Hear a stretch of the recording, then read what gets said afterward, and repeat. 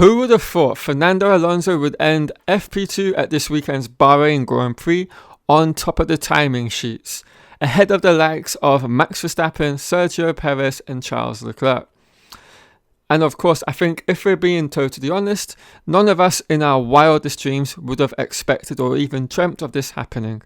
I think at most we would have been hoping for maybe a top 6 finishing position, so this is absolutely amazing to see, not only for all of his fans, but of course the sport and competition for the 2023 season as a whole.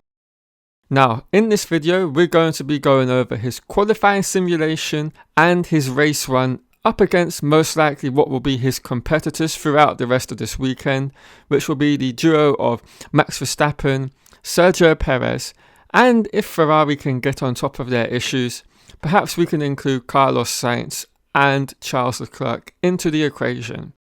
And on top of that, I'm going to be going over certain things that have gone under the radar with regards to Fernando's AMR23, which has made it so much more competitive than at any point in the season last year. So be sure to watch for that.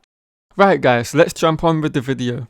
So let's look at a lap comparison of the RB19 in Verstappen's hands and the AMR23 in Alonso. Now these are their fastest lap times from FP2, and this graph showcases where each of these cars' strengths lie.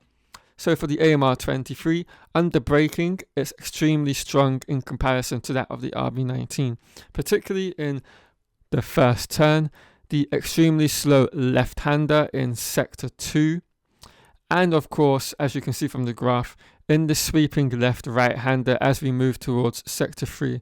And I consider these to be the 3 most important braking phases on this circuit. So again, this bodes well for overtaking and being late on the brakes against their opposition in a race run.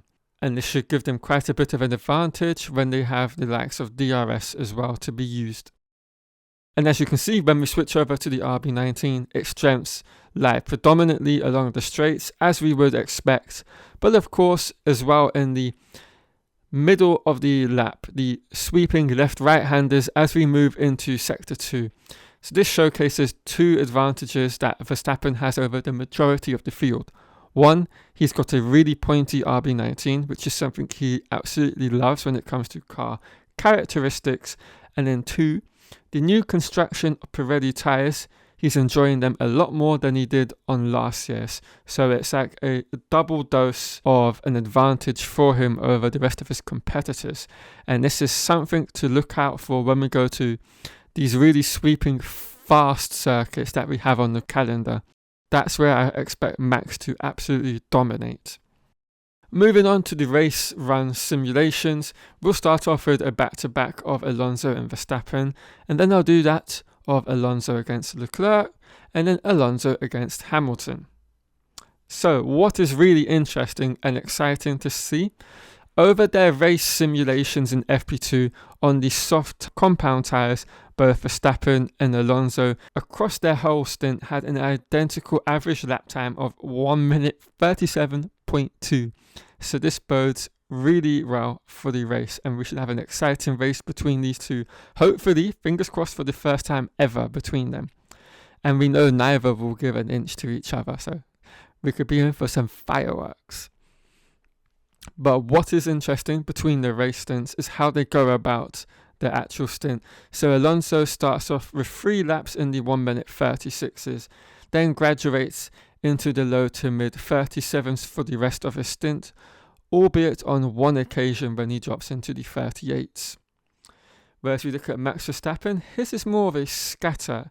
He starts off in a couple of 36s, he starts off in a couple of 37s, drops into a 36, back into a 37, back down into a 36, and then he's got a stabilization phase where he's in the low 37s for the rest of his stint. So I don't know if this is a characteristic at play here where they didn't get the RB19 into the optimum working window this Friday, and this is something they're going to have to work on overnight to rectify. Moving away from Alonso and Verstappen, let's look at Leclerc in comparison alongside that of Alonso. So again, we can see straight away the average lap time is 7/10 slower. So this is quite a big chunk to be giving away on a lap by lap basis. They don't look to be in the ballpark for a race victory.